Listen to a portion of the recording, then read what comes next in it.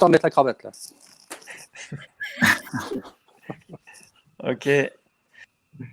Bonsoir à tous, merci de nous rejoindre pour ce direct, pour cette 11e édition du Profit for Non-Profit Awards, qui a lieu pour la première fois et étant donné les circonstances exceptionnelles que nous rencontrons en version digitale. C'est une première pour nous tous et on espère que vous allez passer un bon moment. On espère qu'on va passer de bons moments d'échange et d'enrichissement sur ces sujets de finances altruistes, d'entreprises altruistes. On a beaucoup de très beaux projets à vous présenter ce soir, beaucoup de sujets à aborder. On va attendre, je pense, quelques minutes avant que tout le monde rejoigne. Je vois que le nombre de connectés continue de monter. On va attendre quelques minutes avant de démarrer les échanges.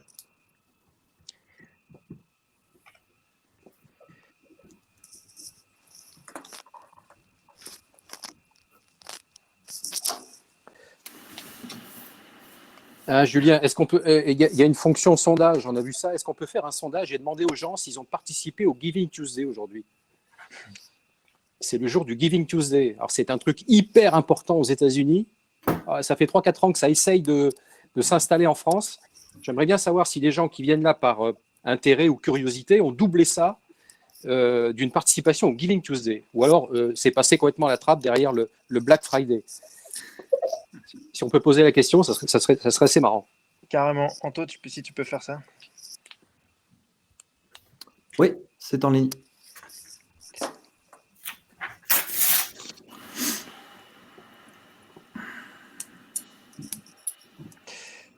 Pourquoi ça zappe les slides là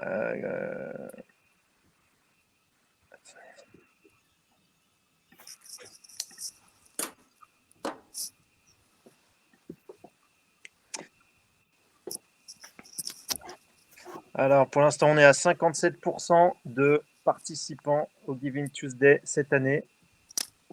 D'accord, pas mal. 57% contre 43% qui n'ont pas participé. D'accord. À un moment, ça monte à 60%. Alors, ça veut dire qu'on a un public de gens engagés qui profitent de la journée pour s'informer sur plein de formes différentes effectivement, de générosité. Hein. Je crois que c'est la 3e année, hein, le Giving Tuesday en France, qui désormais a les mêmes partenaires qu'aux États-Unis, notamment Salesforce, le leader américain des logiciels de relations clients, hein, des CRM. Salesforce, depuis cette année, l'année dernière, est partenaire du Giving Tuesday. C'est une énorme manifestation aux États-Unis. Merci à ceux qui nous rejoignent, qui viennent de nous rejoindre. Je vois que le décompte de gens connectés continue à monter. On va encore attendre quelques petites minutes. On va essayer de ne pas commencer trop en retard. Oui, parce que c'est tellement passionnant. On va prendre beaucoup de temps pour discuter avec tout le monde. Donc, on rajoutera du retard s'il n'y en a pas aujourd'hui, enfin, pour l'instant. Exactement.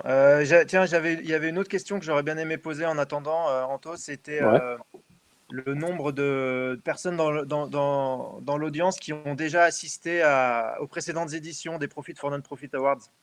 Ok. Pour savoir si on a des gens. Les awards sont moins connus que le Giving Tuesday, mais allez, on y va. On lance la question. Soyons téméraires.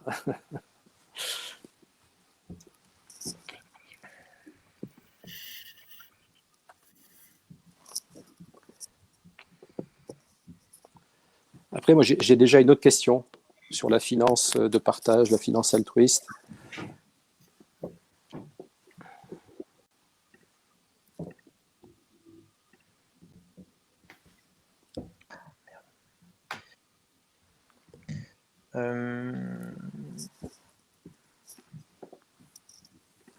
Sondage. Anthony, j'ai fait une mauvaise manip, j'ai supprimé le slideshow là. Je suis désolé, je te présente mes excuses.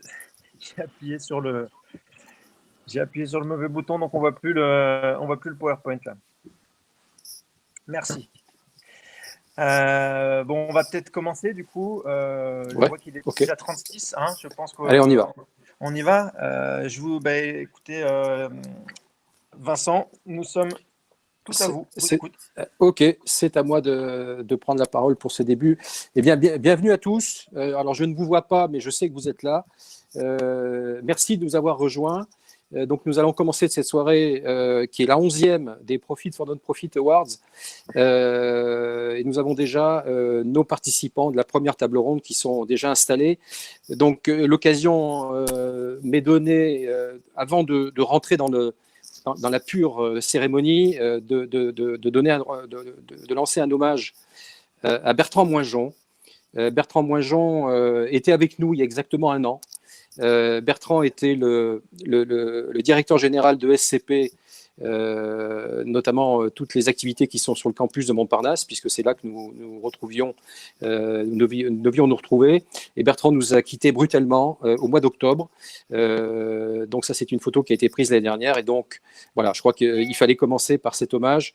Ça nous a tous abasourdis. Mais voilà, donc Bertrand, on te salue si tu nous regardes. Voilà. La soirée va être animée par deux personnes, votre serviteur et puis également Julien Lecor, qui est le fondateur de l'agence YZ.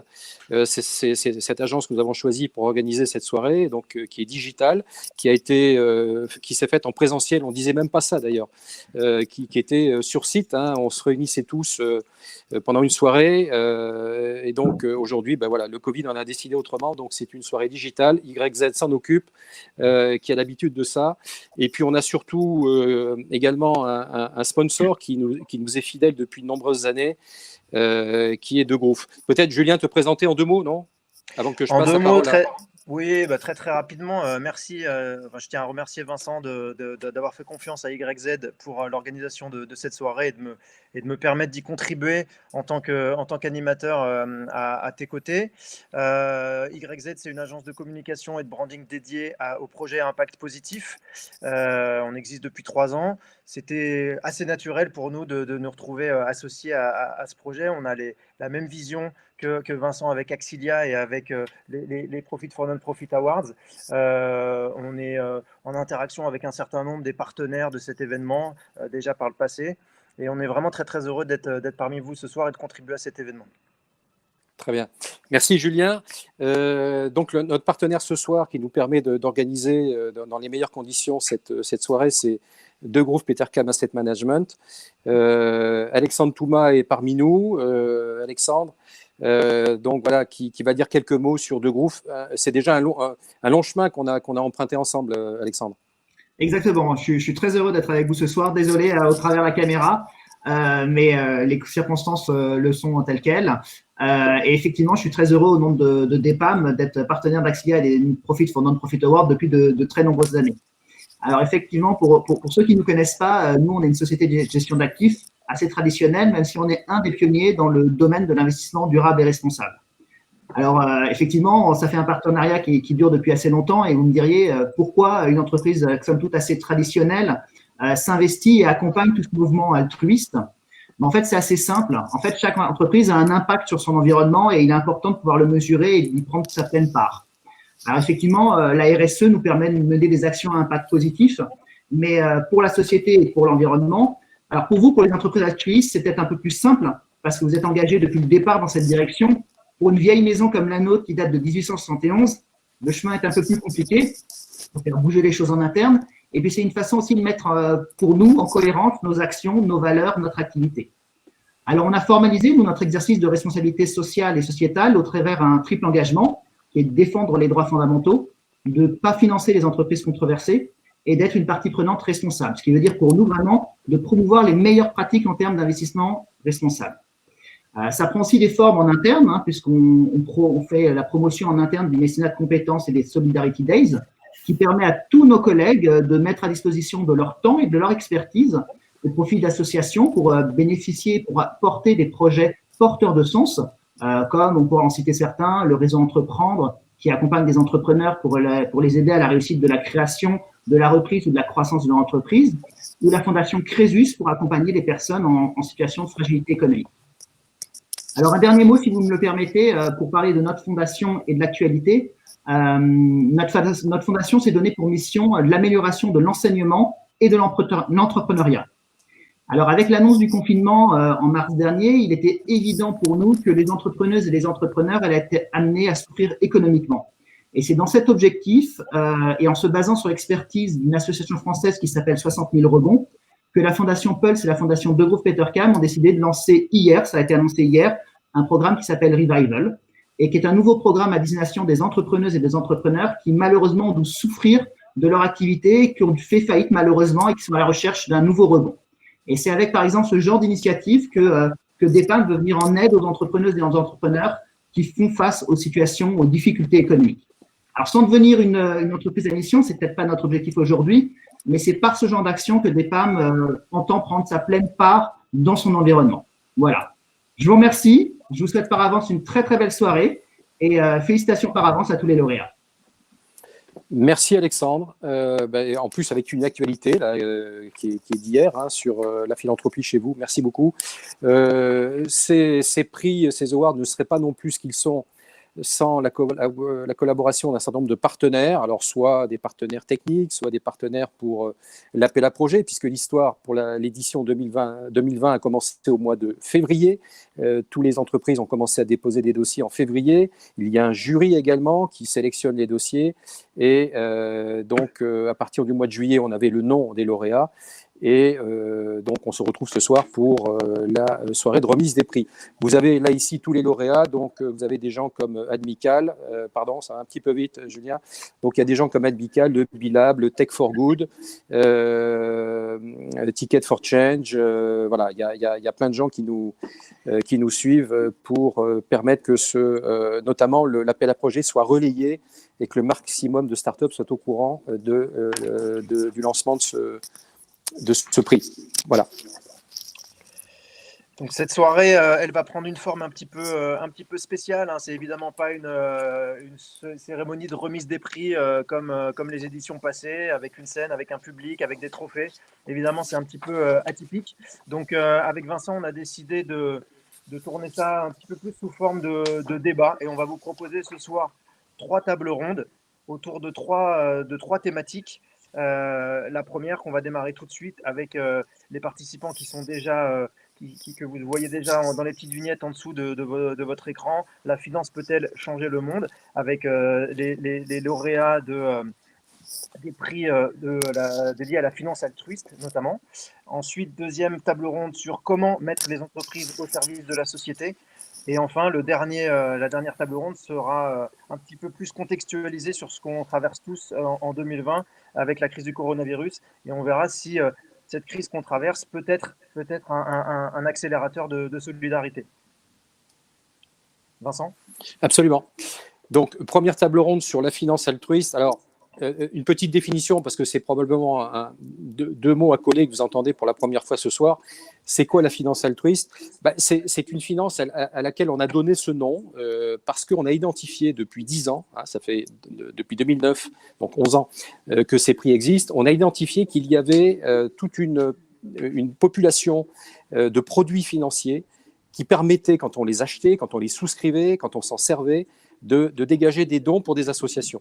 Voilà. D'où le mot de finance altruiste. Alors, il y avait une forme historique qui était le fait de partager des intérêts. Vous savez, vous ouvrez un livret dans une banque, vous gagnez des intérêts et vous partagez ces intérêts avec une association. Vous avez tous entendu probablement que les taux aujourd'hui sont à 0. Et donc, il n'y a plus rien à partager, en tout cas sous forme d'intérêt. On a identifié il y a déjà plusieurs années, au moins 5 ans, voire 7 ans, que les financiers avaient évidemment parfaitement pris conscience de ça et commençaient à proposer d'autres formes de solutions financières, de placements financiers. Ça pouvait être des cartes bancaires, ça pouvait être des points de fidélité. Et il y a à peu près 130 produits qu'on appelle, nous, produits altruistes, de finance altruiste, qui permettent, quand on les utilise, quand on les achète, de générer des dons pour des associations. Ce n'est pas négligeable, ça fait presque 30 millions d'euros par an, tous ces produits. Et donc, on les trouve dans la plupart des grands réseaux de banques françaises ou de sociétés de gestion. Voilà, ça c'est la finance altruiste. Donc ce sont des produits qui vous rapprochent du monde associatif et de solutions positives. Pour cette année, si vous allez sur le site des Awards Axilia, vous retrouverez tous les lauréats des éditions passées, des 10 dernières, ce soir, les lauréats, les 3 lauréats, je vous les annonce, ils vont s'afficher sur le document qui est là. Donc, nous avons en lauréate priorité à elle, Bénédicte Guenier, qui nous a rejoint. Bénédicte, Oui. bonsoir. Bonsoir Vincent. Voilà. Bénédicte était il y a encore jusqu'à très peu de temps responsable de la Fondation financière de l'Échiquier, que j'ai vu naître avec également un ami qui s'appelle Stéphane Toulieu, je crois qu'on peut le citer, Bénédicte, hein, qui était aussi au début de cette histoire. Et vous étiez venu me voir, je me souviens, donc en 2011, je crois, pour me dire, voilà, on a une idée, on aimerait faire une fondation. Qu'est-ce que tu en penses? Mais j'ai dit, c'est génial, c'est ce que tout le monde devrait faire. Vous êtes vraiment les meilleurs, vous avez la parfaite idée déjà très très tôt. Donc Bénédicte, tu as créé cette fondation qui est devenue une fondation qui a beaucoup grossi. Tu nous donneras des chiffres également sur les réalisations.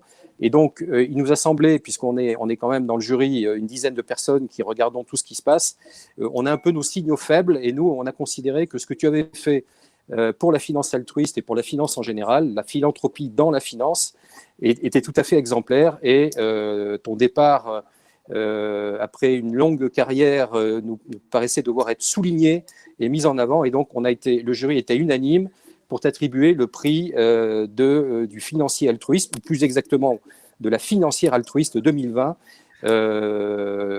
Et donc tu rejoins, je dirais, des gens tout à fait importants, comme le père de Verre notamment. Je pense également à Jean-Philippe, qui est un ancien du Crédit Agricole, qui a fait des choses exceptionnelles dans sa région. Voilà, il y a des gens vraiment de grande qualité, les financiers altruistes, voilà, ce sont des gens qui sont vraiment de grande valeur. Nous aurons également Éric Bendahan d'Eleva Capital. Donc lui, il est fondateur d'une société de gestion. Et donc, il nous expliquera, Éric, pourquoi il a eu ce prix. En tout cas, ce qui a intéressé le jury, c'est la construction qu'il avait faite pour fabriquer, je dirais, une générosité, une philanthropie au profit d'une association très connue qui s'appelle l'UNICEF. Il nous parlera de son modèle, je ne vais rien dévoiler. Et puis enfin, nous passerons la parole à Jean-Baptiste Poilot, qui est responsable d'une lettre, d'une newsletter, comme on dit, B2B, qui se charge d'informer les professionnels et qui a eu l'idée très tôt, au mois de mars, de lancer une initiative pour fédérer des financiers, alors qui sont parfois pas toujours associés à la grande générosité, mais Jean-Baptiste n'a pas réfléchi bien longtemps.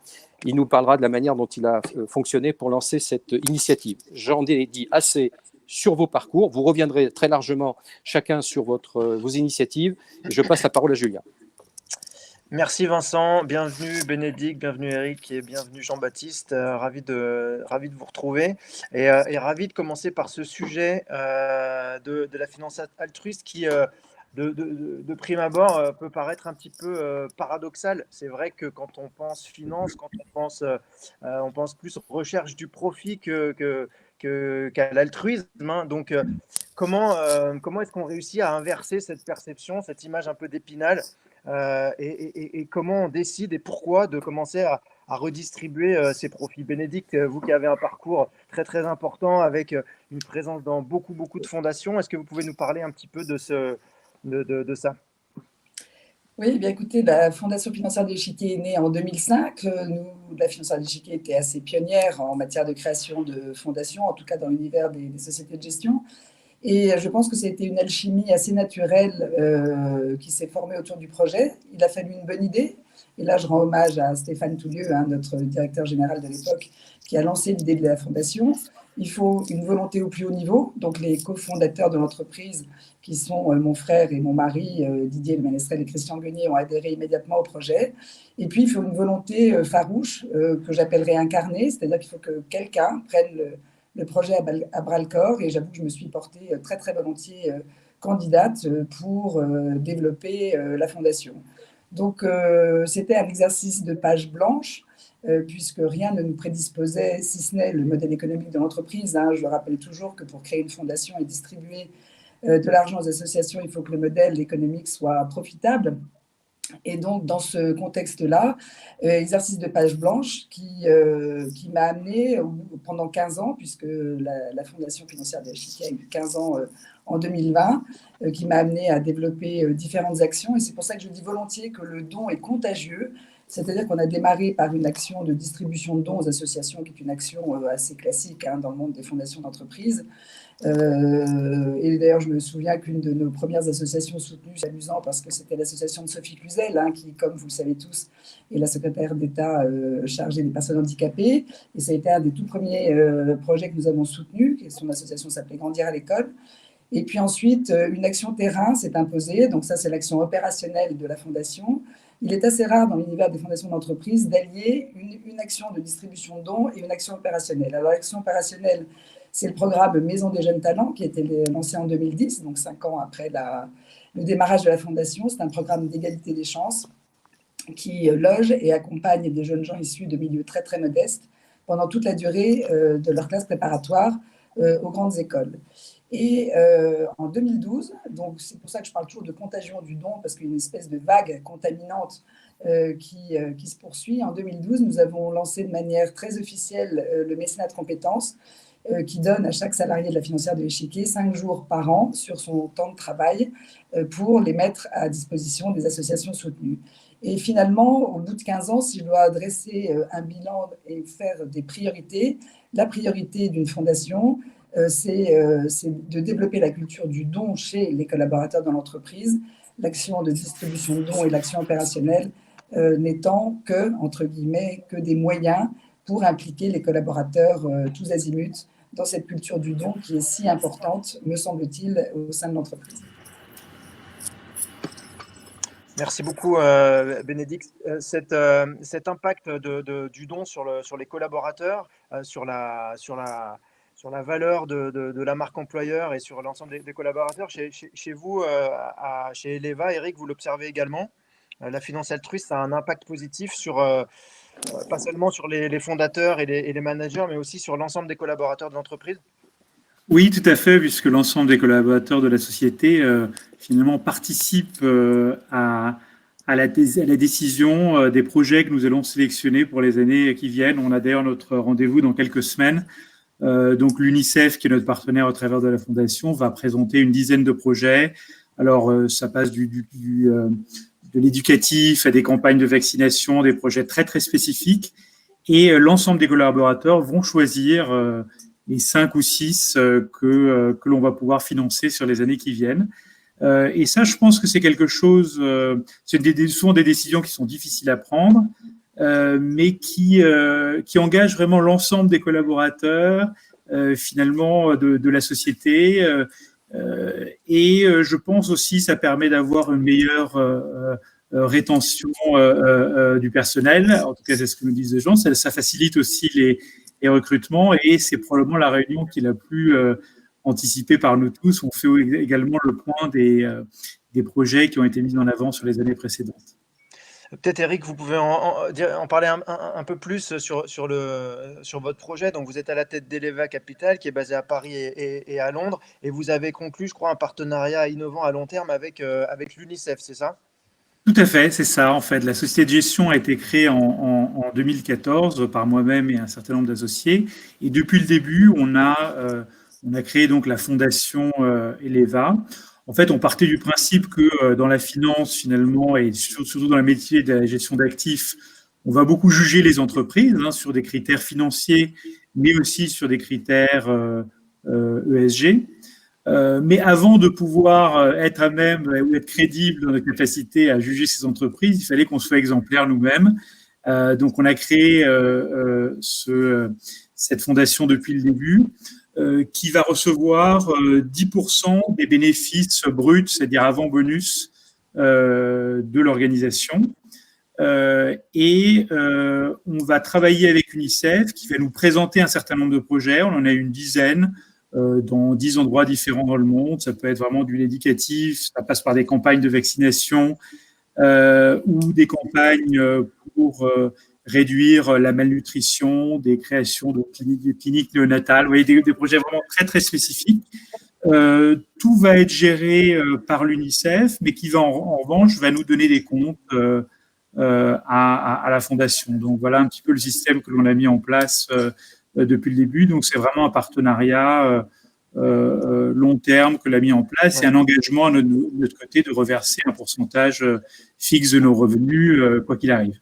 Oui, et c'est un pourcentage relativement important, hein, puisque si je ne me trompe pas, on est à 10% des bénéfices de l'entreprise qui sont redistribués via la fondation, c'est ça? Exactement, voilà. Donc, c'est voilà, des bénéfices même avant bonus, donc ça revient un peu à un bénéfice un peu supérieur aux bénéfices eux-mêmes. Mais oui, c'est vraiment l'idée. Donc, ça nous a paru être un seuil important. Mais à nouveau, comme j'ai dit tout à l'heure, ça permet de motiver l'ensemble des collaborateurs qui, quand ils arrivent le matin au travail, aussi, si les choses se passent bien, ont la possibilité de contribuer à des programmes très spécifiques que l'on a sélectionnés ensemble. Si je peux compléter le propos d'Éric, 10%, il est très modeste. Éric, c'est assez remarquable, hein. Beaucoup des gens qui sont avec nous ce soir connaissent probablement le 1% pour la planète. YZ, que dirige Julien, en fait partie. Axilia, ma société, pareil, donne 1%, pas simplement des associations environnementales, mais à tout type d'associations. 10%, c'est assez considérable. C'est aussi un mouvement qu'on a observé, nous, avec le jury, depuis 5 ans. Pendant 30 ans, il y a eu ce qu'on appelait des produits financiers altruistes. Donc, on avait des fonds de placement, des livrets qui permettaient de partager, de générer des dons pour des associations. Mais depuis 5 ans, on observe que ce sont les sociétés elles-mêmes, c'est au niveau corporate que les dirigeants se sentent une responsabilité. Et on a effectivement des partages de bénéfices, comme le fait Eleva Capital. Et là, évidemment, chacun imagine bien que le levier est beaucoup plus conséquent que si c'est fait uniquement au travers d'un seul produit. Donc voilà, Eric est assez emblématique d'un mouvement qui est relativement récent dans la finance, qui est plus ancien dans le monde des entreprises en général, hein, parce que ça nous est venu des États-Unis, tout ça. Mais voilà, donc c'est un très bel exemple que n'a pas manqué de relever le jury.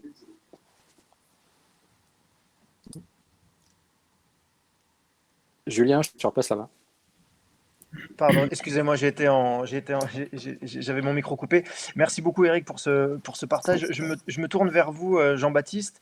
Alors, vous, là, avec vous, on va parler de quelque chose de plus urgent, en fait, si je puis me permettre. Une décision que vous avez prise cette année, se fait bien sûr dans la continuité des actions que vous avez menées dans les années précédentes. Pour resituer un petit peu votre activité, vous êtes à la tête de la société H24, qui est le premier réseau des professionnels de la finance. Vous avez une action philanthropique active depuis plusieurs années. Vous avez créé 2 fondations. Et là, avec la période qu'on traverse et la crise du Covid-19, vous avez pris une décision de mettre à profit ce réseau que vous avez construit pour agir notamment auprès de la Fondation de France. Est-ce que vous pouvez nous en dire plus ? En règle générale, je mets à profit le réseau pour mettre en valeur Eleva Capital ou la financière de l'échiquier, parce que justement, je leur avais déjà remis des prix de philanthropie, parce qu'effectivement, ils sont plutôt emblématiques dans le métier. Donc, me retrouver assis à côté d'eux, je ne l'avais pas imaginé. Donc, je vous remercie, c'est plutôt sympa. Donc, moi, effectivement, j'ai 2 petites fondations. La première, qui était une fondation très familiale avec mes frères et ma maman. Et la deuxième, j'ai fait un peu la même chose, mais de l'autre côté, c'est-à-dire avec mon épouse et mes enfants. Et ensuite, j'ai commencé à associer aussi l'entreprise H24 dans des dons dans cette même veine. Et effectivement, quand on se met dans le contexte du premier confinement, les 2-3 premiers jours, tout le monde était un peu déboussolé. Et donc moi, j'ai appelé la Fondation de France, que mes 2 petites fondations sont sous abri, on appelle ça sous abri, abrité par la Fondation de France. Sous égide, ouais. Sous égide, ouais.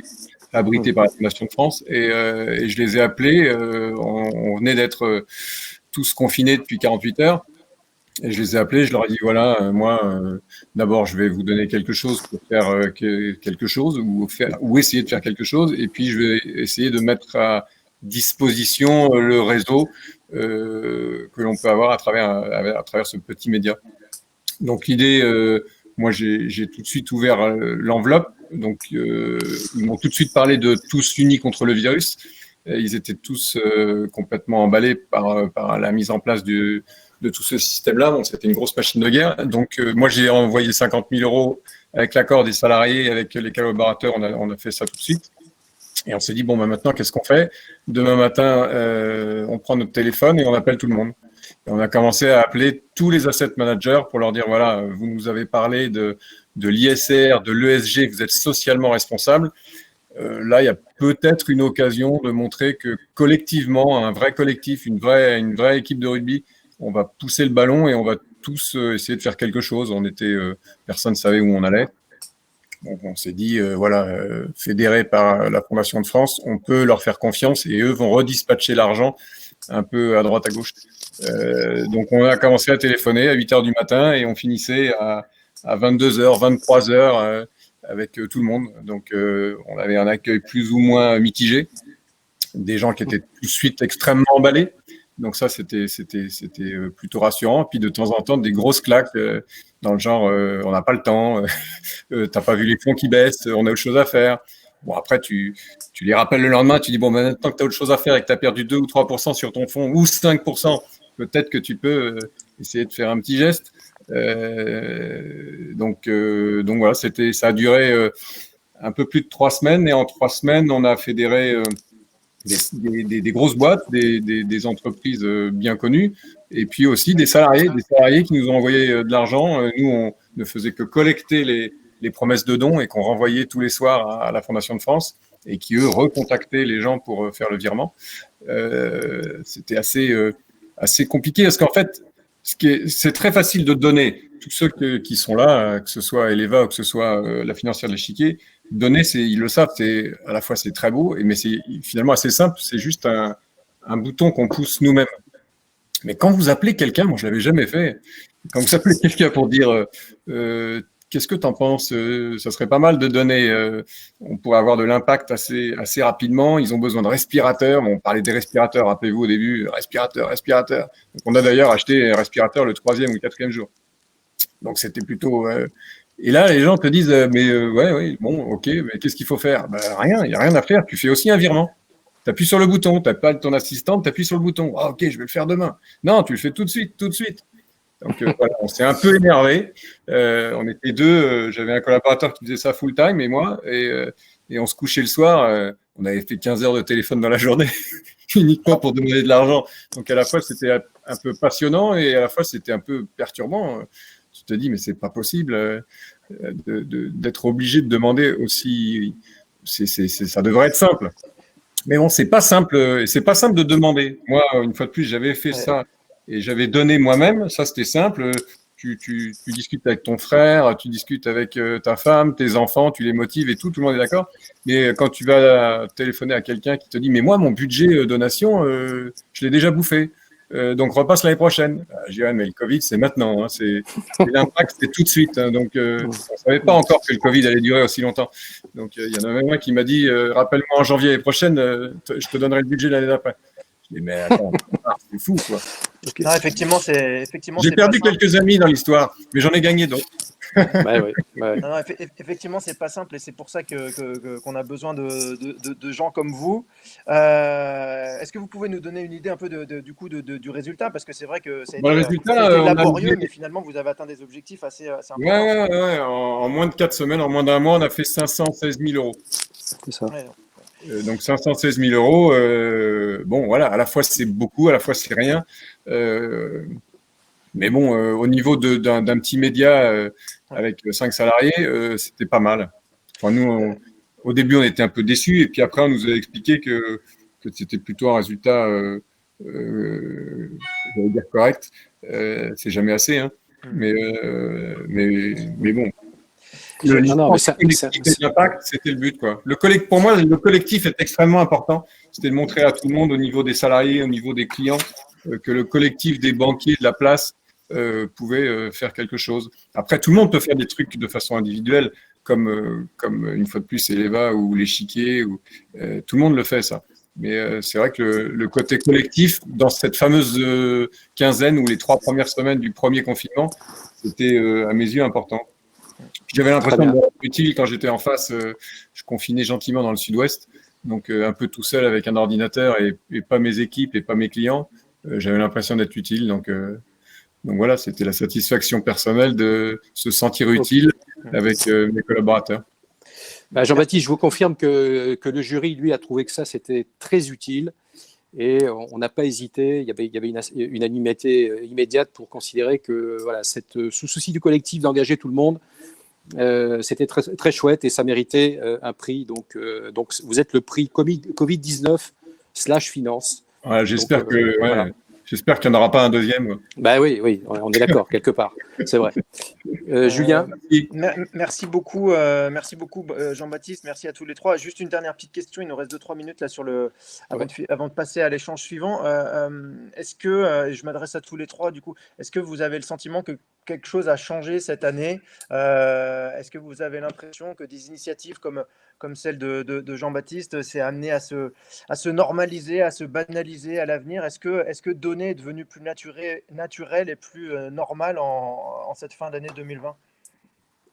Moi, je peux juste dans la satisfaction de cette petite aventure, c'est que j'ai trois personnes très très précises qui m'ont dit on n'avait jamais donné, tu nous as proposé de donner, on t'a suivi, et je pense que l'année prochaine on donnera à d'autres choses, mais on donnera. Donc ça, c'était plutôt sympa de se dire que ces gens-là, finalement, c'est assez indolore de donner, et c'est même assez fédérateur au sein d'entreprises ou des salariés. Donc, ce genre-là, je pense qu'ils vont redonner cette année ou redonner l'année prochaine.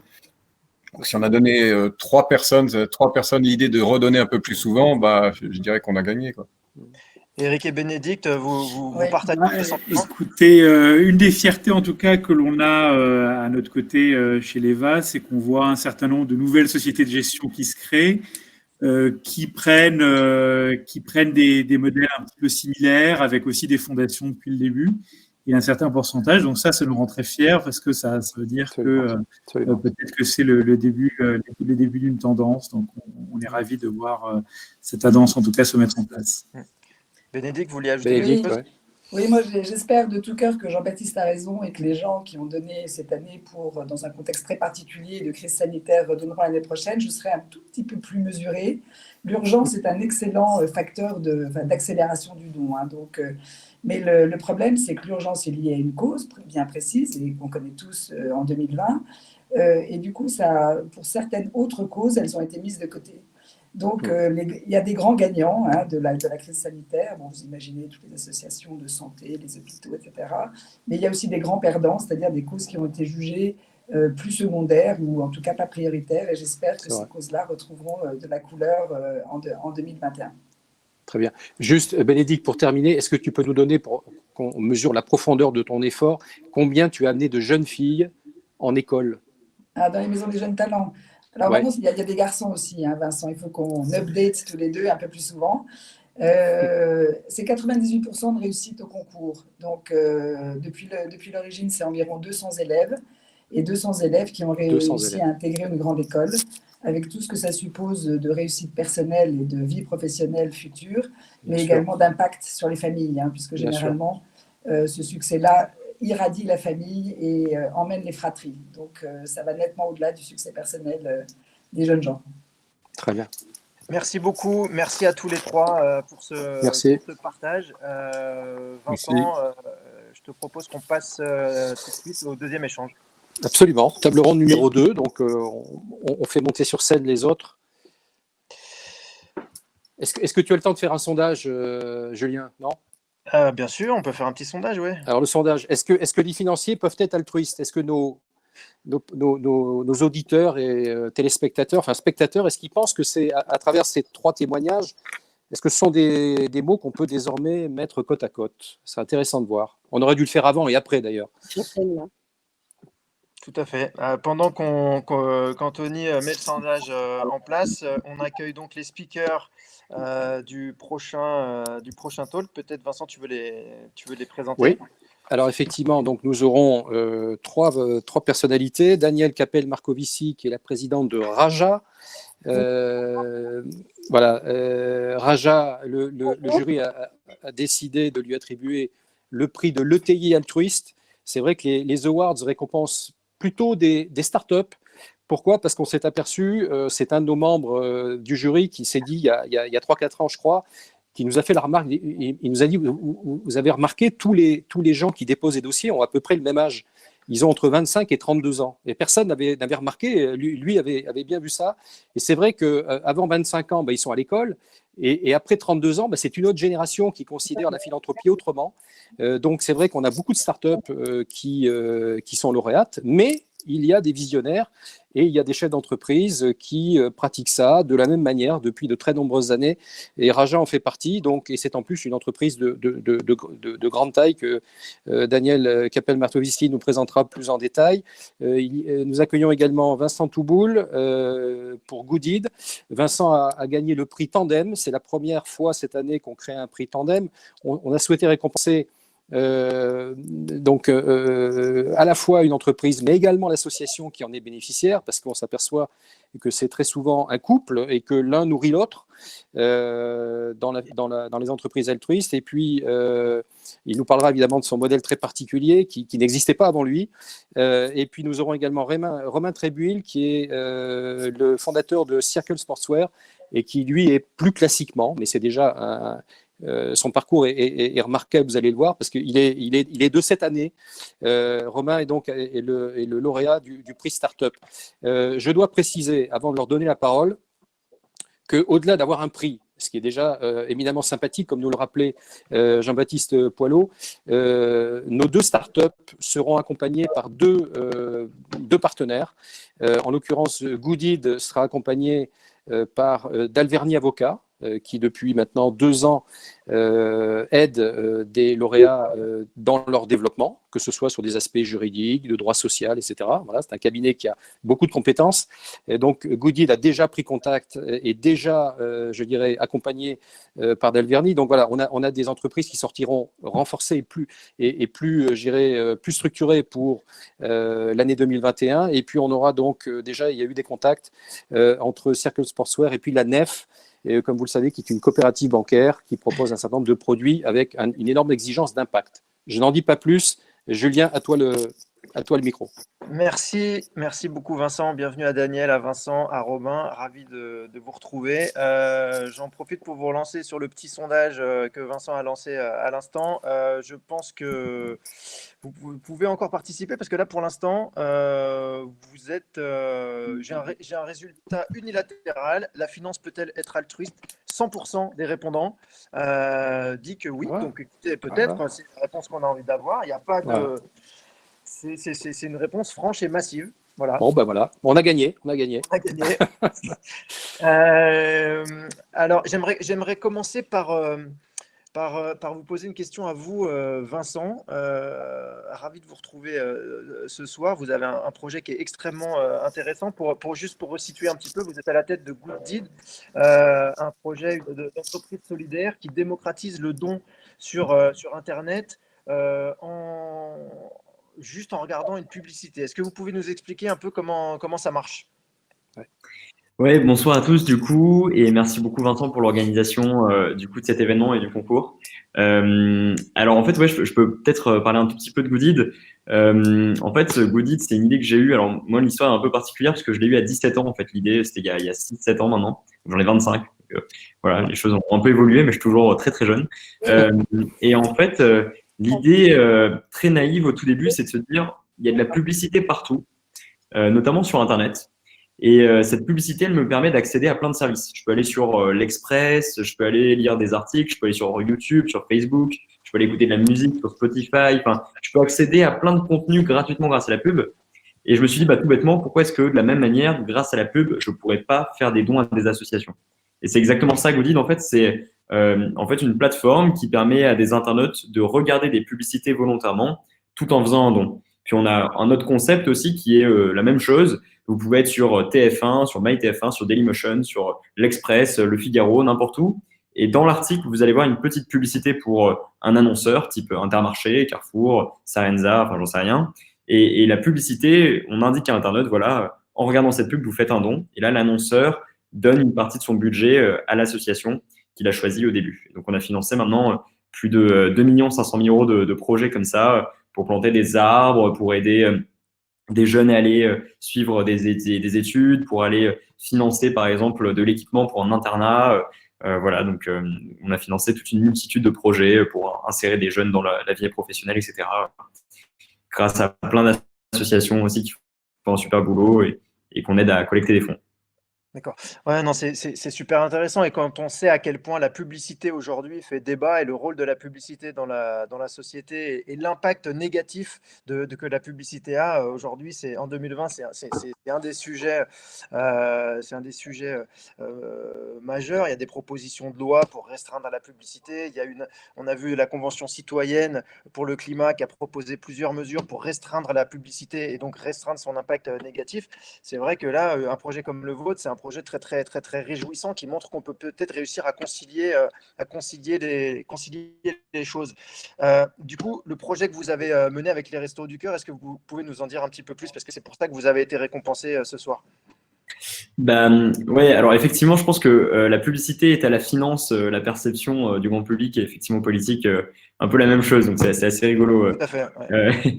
Euh, mais effectivement, ce qu'on a fait avec les Restos du Cœur, donc on travaille maintenant avec avec les Restos du Cœur depuis plus de 2 ans et demi, et donc on a financé, alors je pense que je peux l'annoncer maintenant d'ailleurs, plus de 100 000 repas chauds cette année avec les Restos du Cœur, donc c'est plus de 100 000 euros qui ont été collectés, donc c'est assez chouette, c'est des montants qui sont quand même de plus en plus importants, et en fait, ce qu'on les aide à faire, c'est financer leurs projets concrets, alors des projets les plus concrets possibles.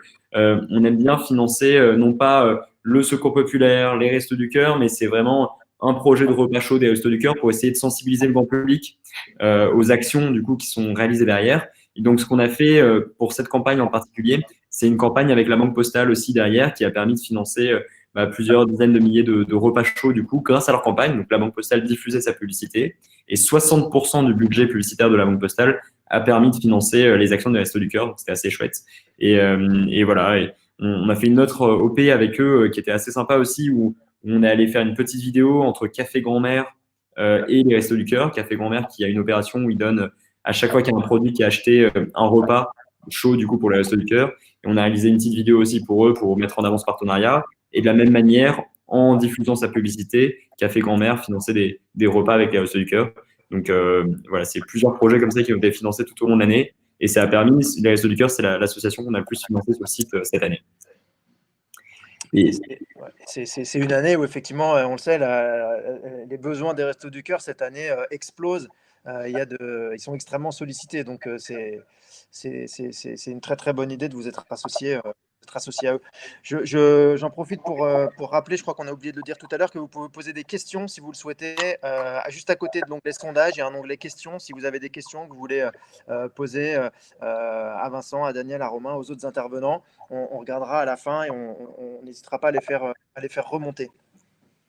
Je me tourne vers vous, Daniel. Merci d'être avec nous. Alors, vous avez un projet qui est plus solide, qui est plus ancien. Vous êtes à la tête, vous êtes présidente de l'entreprise Raja, entreprise d'emballage et de fourniture que tout le monde connaît, je pense. Et vous êtes également à la tête de la fondation Raja. Est-ce que vous pouvez nous parler un peu des causes que vous soutenez, et notamment, je crois, de la cause féminine, qui est un de vos combats importants?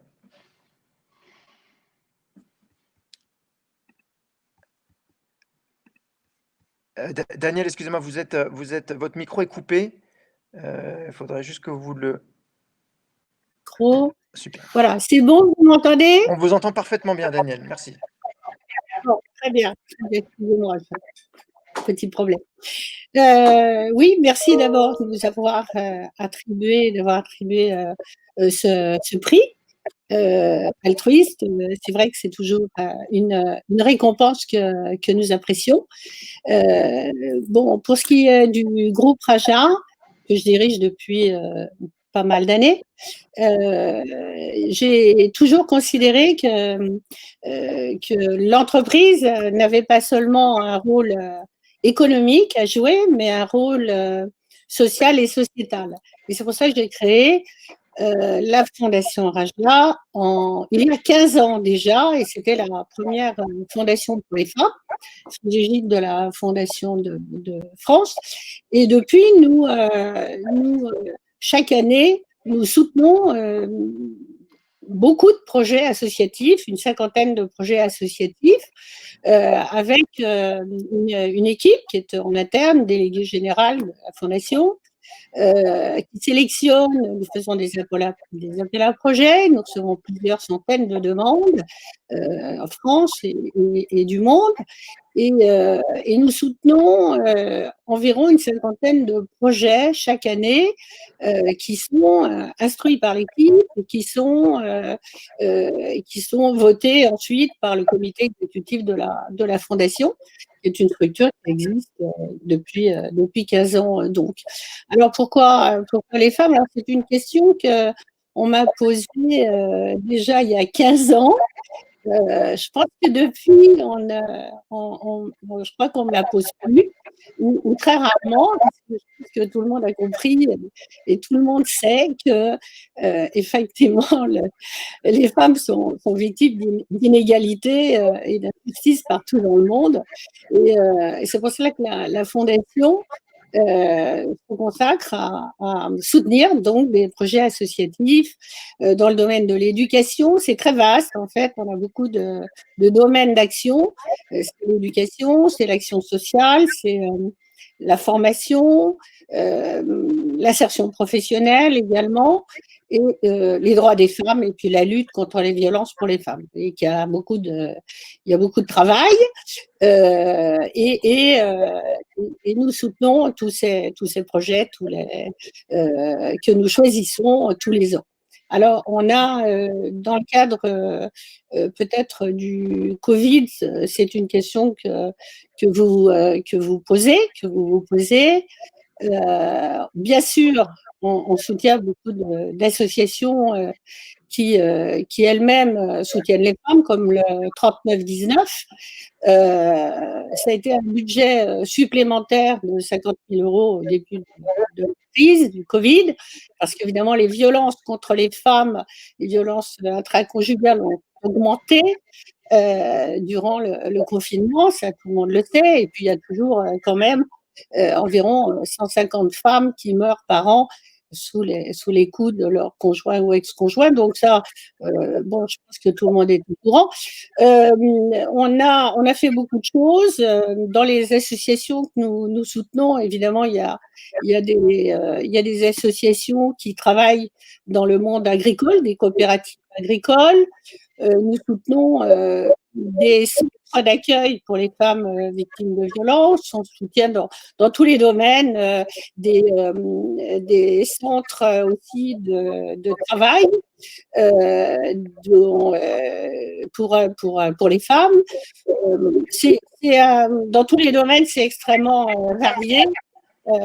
Et comme la Fondation existe depuis 15 ans, on a dû soutenir au moins 500 projets pour peut-être 200 ou 300 associations en France et dans le monde avec la Fondation. En ce moment, on a beaucoup d'actions.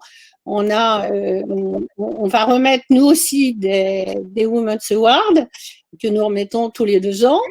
Alors, ça ne se fera pas au Théâtre Le Trianon comme d'habitude, ça va se faire un peu de manière virtuelle, évidemment. Mais malgré tout, il y aura quand même plus de 100 000 € de prix pour les associations, pour les Women's Awards. Et puis, en ce moment aussi, vous savez qu'il on participe à la campagne de l'ONU Femmes pendant 16 jours, puisque c'est la journée internationale de la lutte contre les violences.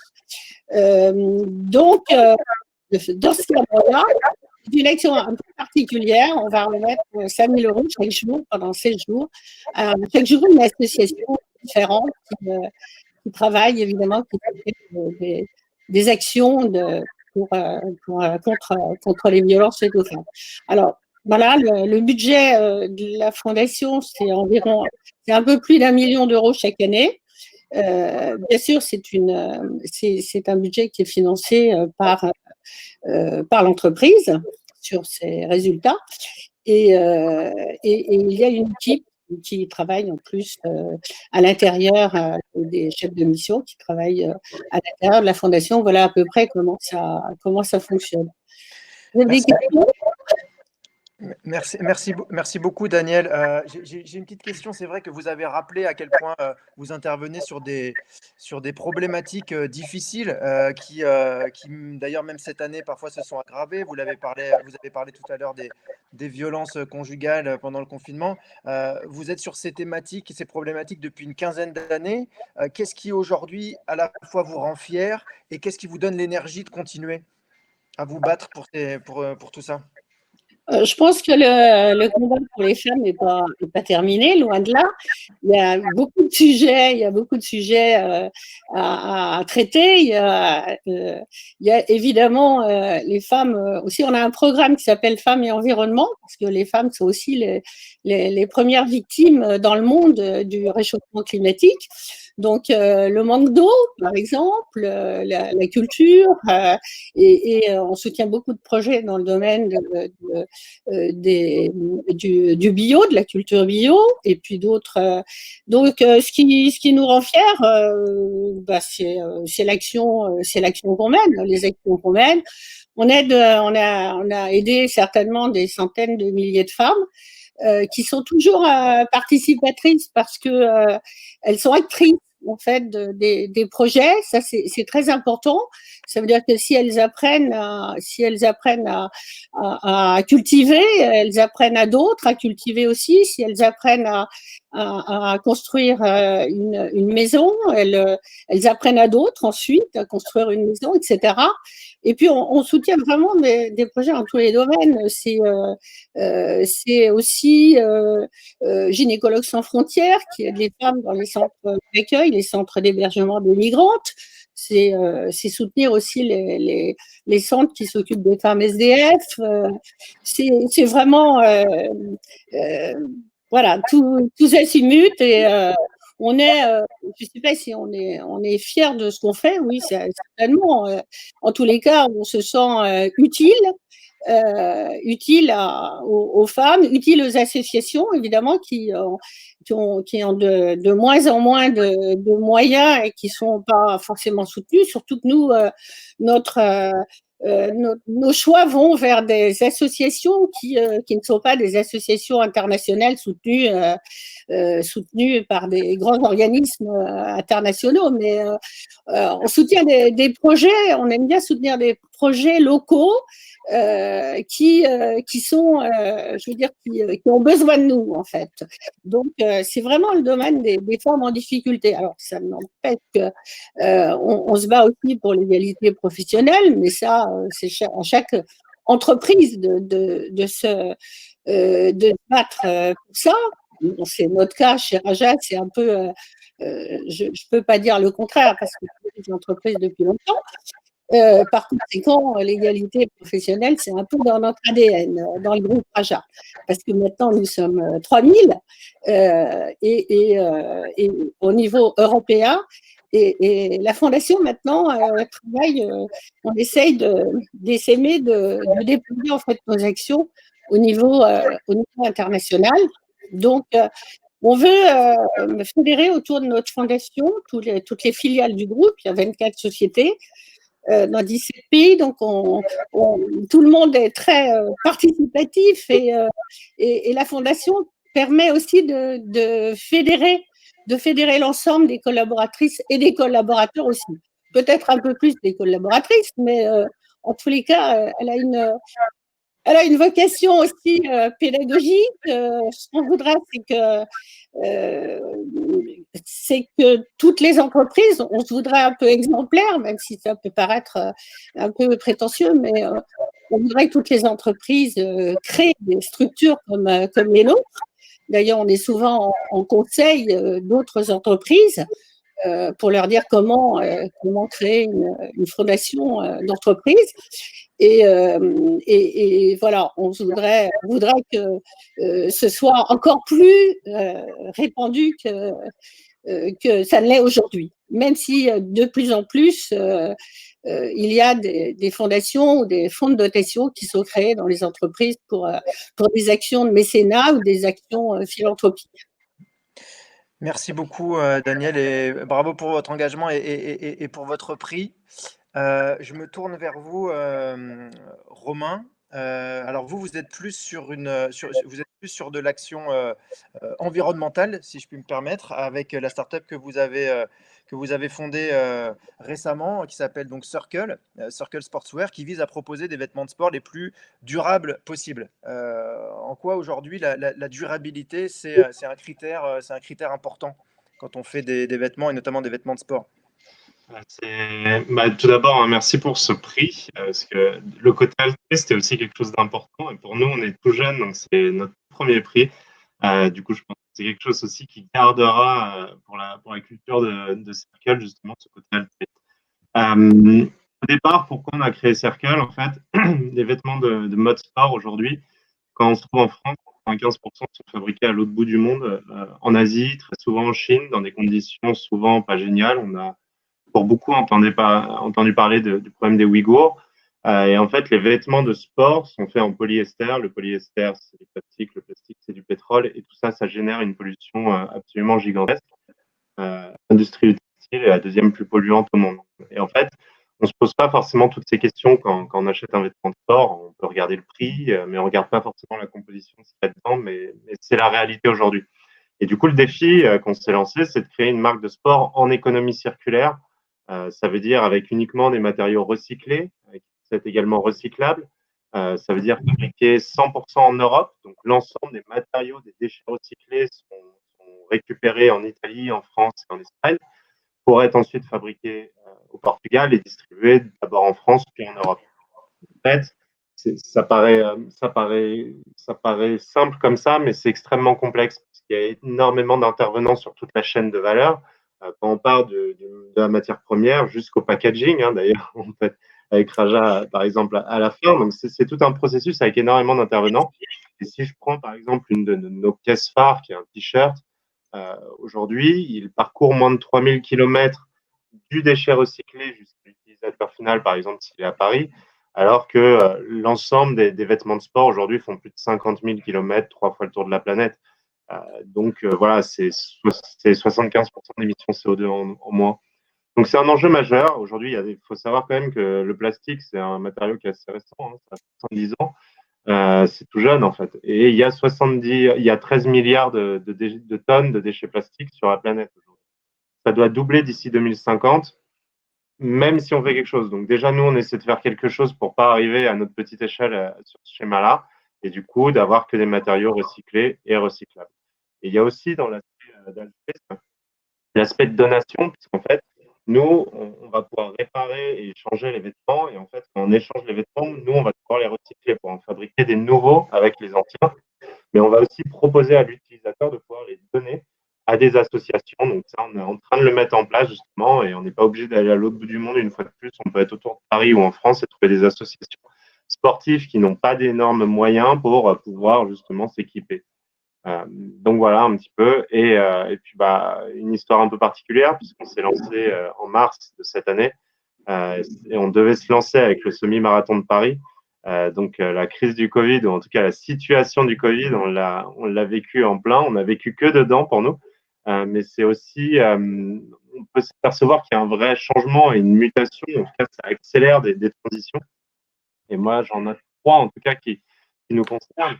La première, c'est que, il y en a une qui ne nous concerne pas, c'est que tout le monde s'est mis à cuisiner. Mais ça, on n'a pas encore de solution là-dessus. La deuxième, c'est que tout le monde s'est mis au sport. Et en fait, que ce soit du fitness, que ce soit courir, on voit que le bien-être est quelque chose de vraiment essentiel. Et ça conduit vraiment ça va vraiment dans cette tendance-là. Le deuxième point, c'est que cette crise sanitaire a souvent été associée à une crise écologique. On a souvent fait le rapport où je pense que les gens se sont posés un peu plus la question de comment j'achète, chaque achat est un vote et quelle est mon empreinte carbone. Donc ça accélère cette transition. Et notre modèle digital convient aussi à cette situation. Vous êtes distribué où, Romain, aujourd'hui? Alors aujourd'hui, on est distribué exclusivement sur notre site internet, donc sur circlesportswear.com. Et on aura quelques revendeurs à partir de l'année prochaine, principalement à Paris. Et puis après, donc c'est sur le site, mais on distribue partout en France et en Europe. Donc voilà, et on peut répondre à toutes les questions s'il y a des questions sur les SIH, ce genre de choses.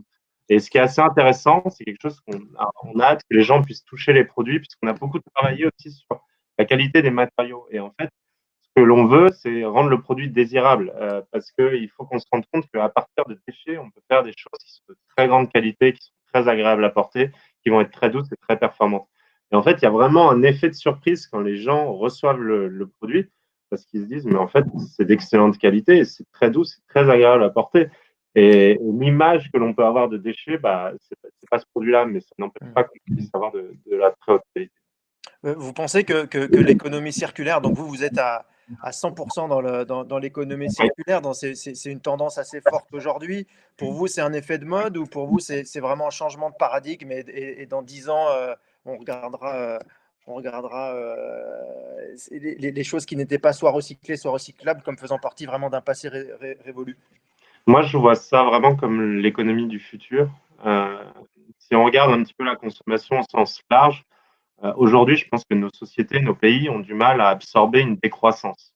Et on le voit avec le Covid, on a eu une décroissance. La décroissance a créé beaucoup de pauvreté et à long terme, ce sera très difficile à absorber. En revanche, avec l'économie circulaire, en fait, on a un impact qui est neutre pour l'environnement et on crée de la valeur, on crée de l'emploi et on crée de la croissance. Et du coup, je trouve que c'est vraiment l'économie la plus vertueuse d'un point de vue environnemental, mais aussi d'un point de vue sociétal et économique pour l'ensemble des sociétés. Et ce qui est super passionnant aussi, c'est de pouvoir co-créer tout ça. C'est-à-dire que l'économie circulaire, qu'est-ce qui est au cœur? C'est la communauté. Et en fait, chaque chose que l'on crée, on le crée avec notre communauté. On en parlait aussi, mais on va chercher des financements l'année prochaine. Et nous, ce que l'on souhaite, c'est être financé avec notre communauté aussi et que cette marque puisse appartenir à tout le monde. Et je pense que l'économie circulaire peut aller évidemment jusqu'à la finance, peut-être circulaire. Je ne sais pas si commence à y avoir quelques groupes là-dessus, mais voilà. Merci beaucoup. Vincent, je crois que vous vouliez ajouter quelque chose?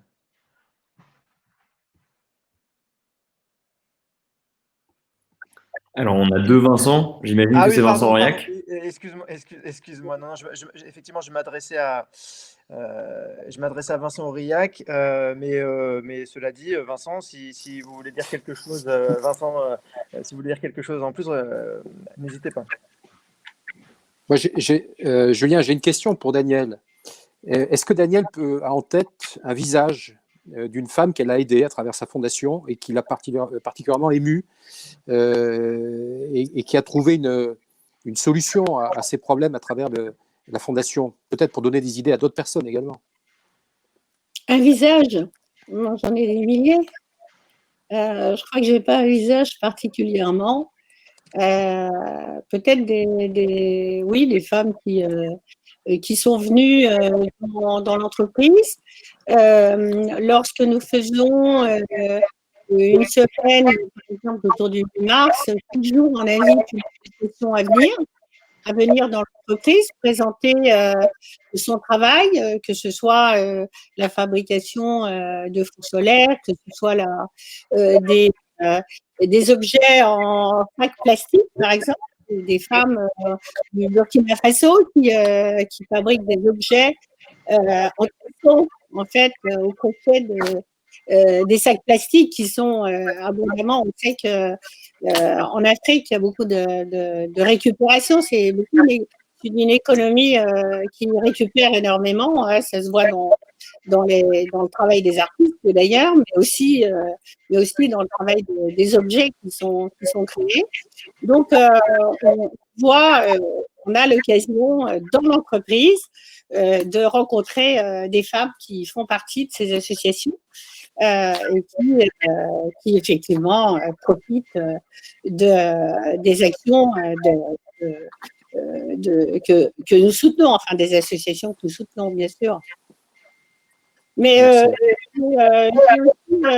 j'ai aussi un souvenir, là je cherche, un souvenir en Inde du Nord, où je suis allée rencontrer Vandana Shiva, la grande prêtresse des semences et de la culture bio dans le nord de l'Inde, et qui m'a invitée parce que nous soutenons depuis des années son centre Navdanya dans le nord de l'Inde, et effectivement ils nous ont emmenés dans des villages où des femmes nous ont reçus des femmes qui ont leur vie transformée parce qu'elles sont devenues autonomes au niveau alimentaire, c'est-à-dire qu'elles n'utilisent plus de produits chimiques pour cultiver.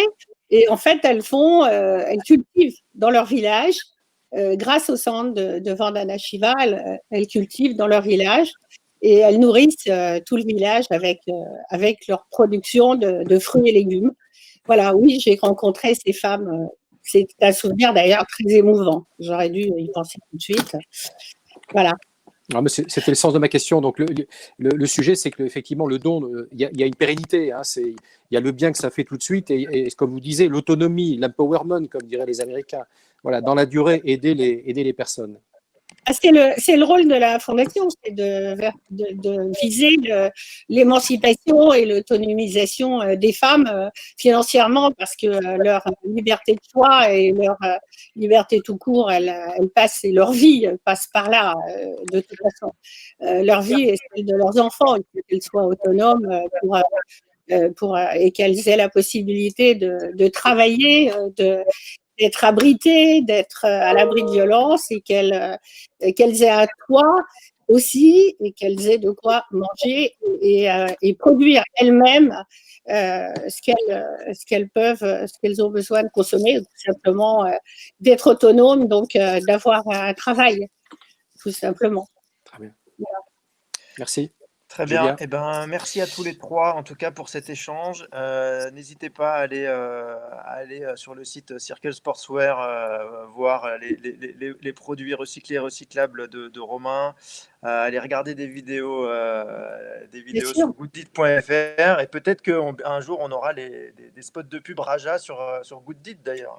Je peux ajouter que chez Raja, on a une association sportive qui s'appelle Raja Sport. Donc, on va s'intéresser aux produits justement de Circle Sportswear. Circle Sportswear. Très bien. Voilà. Qu'on s'intéresse à ces produits, puisqu'en plus, qui est là, c'est Romain. Romain nous a dit qu'il utilisait en plus nos emballages. Donc, voilà, je pense que la réciprocité est de mise. Bon, merci. Parfait. Donc, prochaine Coupe du Monde, équipe de France habillée en Circle Sportswear et avec Raja en sponsor officiel. Parfait. Voilà. Bon, on a une équipe marathonienne, donc c'est le cas. Voilà. Très bien. Très bien. Génial. Merci à tous les trois, en tout cas. Merci. On va accueillir les intervenants de notre troisième et dernière table ronde. Vincent, je te laisse introduire notre dernier débat. Oui, débat qui a pour nom le Covid-19, accélérateur de solidarité. On l'a déjà évoqué à 2 ou 3 reprises depuis le début de la soirée. Le Covid-19 nous a pris par surprise et a été l'occasion effectivement de bousculer nos habitudes et également de mettre la philanthropie un peu au centre du village. Il fallait réagir, il y avait des urgences médicales, mais pas que, on a évoqué ça. Donc, c'est un point que le jury a souhaité, évidemment, compte tenu des circonstances exceptionnelles, le jury a souhaité créer un prix spécial. Et comme quelqu'un l'a dit, en espérant qu'il ne se renouvellera pas l'année prochaine, donc on a créé un prix Covid-19, l'idée étant d'identifier, de récompenser des initiatives tout à fait exemplaires. On a été aidé en cela par un cabinet qui s'appelle Useful, qui nous a aidé à sourcer un peu les projets. Il y en avait beaucoup, il y avait des centaines, des milliers d'initiatives évidemment qui se sont manifestées. On en a choisi quelques-unes, c'est quelque part subjectif et on l'assume, mais c'est ce qui nous a touchés et je pense que quand vous les découvrirez, Julien, voilà, on peut mettre la slide, je pense que vous partagerez notre opinion. Le premier lauréat, c'est la Maïf, qui a pris une décision assez incroyable de partager, je dirais, la surrentabilité, puisque le Covid a été aussi une forme d'arrêt, ça a été un générateur de solidarité, mais ça a été un arrêt économique. Donc, il y a eu moins de mauvaises choses qui se sont passées un peu pour tout le monde en termes de sinistralité. Donc, la Maïf a proposé de redistribuer cet argent. Donc, nous aurons un témoignage là sur cette initiative. Le jury a également été sensible à l'initiative de Decathlon, donc je crois, Julien, vous en donnerez quelques détails. Je ne vais pas rentrer dans le détail de mon côté. Et puis également une autre initiative un peu différente, mais nécessaire et encore plus nécessaire depuis quelques semaines. Malheureusement, il y a eu, l'histoire se répète, qui est l'initiative de Petit Commerce. Donc Maïf, Decathlon et Petit Commerce sont les 3 lauréats Covid-19 de cette année, avec des initiatives exemplaires. Julien? Alors, j'ajoute qu'on avait aussi effectivement Jean-Baptiste Poilot avec H24 qui a fait partie de la première table ronde sur la finance altruiste, qui a fait une démarche de crowdfunding pour lever 1,5 million d'euros au service de l'AP-HP et de la Fondation de France qui a également reçu ce prix altruiste Covid-19. Merci à nos 3 participants, à Cécile, Philippe, Jonathan, Maxime, de nous rejoindre pour ce dernier débat. Je vais commencer par vous donner la parole, Cécile, pour que vous nous expliquiez un peu comment vous avez réagi à la Maïf, à cette crise du Covid-19 et avec cette situation un petit peu paradoxale en fait, qui fait qu'à partir du moment où les gens sont restés chez eux pendant plusieurs semaines pendant le premier confinement, il y a eu donc une réduction des interactions et donc une réduction des accidents, notamment des accidents de la route, mais globalement une baisse des sinistres qui a engendré une surrentabilité des assureurs sur la période et notamment de la Maïf. Donc ça a fait plus d'argent dans les caisses et vous, à la Maïf, vous avez choisi de redistribuer ce surplus. Est-ce que vous pouvez nous raconter un petit peu ça ? Oui, d'abord, merci beaucoup d'avoir pensé à la Maïf, en tout cas pour illustrer finalement ces actions emblématiques engagées, on va dire, au moment de cette crise sanitaire qui a touché tout le monde. Alors c'est vrai qu'à la Maïf, dès le début de la crise, on s'est posé la question de savoir comment on allait pouvoir mettre en œuvre, enfin finalement notre raison d'être, qui est de porter une attention sincère à l'autre et au monde. Et dès le début, on s'est tout de suite posé la question pour chacun de nos sociétaires, qu'est-ce qu'on peut faire pour les télétravailleurs, qu'est-ce qu'on peut faire pour les soignants, qu'est-ce qu'on peut faire pour les familles, etc., etc., etc. Et puis est arrivé aussi assez rapidement ce sujet que vous avez parfaitement décrit, à savoir la baisse des accidents auto du fait du confinement. Le principe qui régit notre action, alors on est une mutuelle, on est engagé, c'est de se dire on ne peut pas tirer profit de la crise. Ce serait indécent dans la période qu'on a pu vivre et qu'on vit encore d'ailleurs, mais en tout cas quand on s'est pris de plein fouet le premier confinement, la crise sanitaire, il y a une sorte d'indécence à se dire on va en profiter pour gagner plein d'argent pendant qu'il y a des gens qui sont au chômage partiel, il y a des difficultés sociale immense. Et du coup, cet argent supplémentaire, ces économies, finalement, cet argent non dépensé, on s'est dit que ce qu'il fallait faire, c'était effectivement le redonner à nos sociétaires. Donc, l'ensemble, on a estimé le coût des sinistres, le coût des économies réalisées, on l'avait estimé sur 8 semaines. Donc, on était bon dans l'estimatif de la période de confinement. Et d'après nos calculs, ça faisait globalement 100 millions. Soit, on va dire, 30 € par véhicule, donc une moyenne de 50 € pour chacun de nos sociétaires.